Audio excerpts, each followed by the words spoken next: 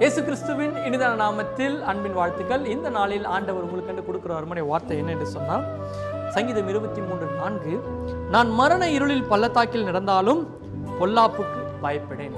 தாவீது என்ன சொல்றான்னா, நான் மரண இருளின் பள்ளத்தாக்கில் நடந்தாலும் பொல்லாப்பு எனக்கு வராது, ஏன்னா கடவுள் அவனோடு இருக்கிறார் என்று தாவீதுக்கு ஒரு விசுவாசம் காணப்பட்டது.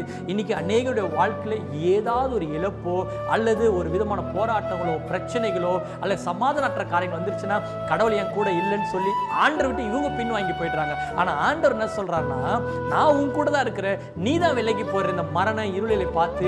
ஒருவேளை இந்த மாதத்தில் ஆவியை உங்களை பார்த்து சொல்றா, உங்களுக்கு எந்த விதமான மரணத்தின் ஆவியோ அல்லது மரணத்தின் வல்லமைகள் இருந்தாலோ நீங்க பயப்படாதீங்க, எந்த பொல்லாப்பு உங்களை நேரிடாது.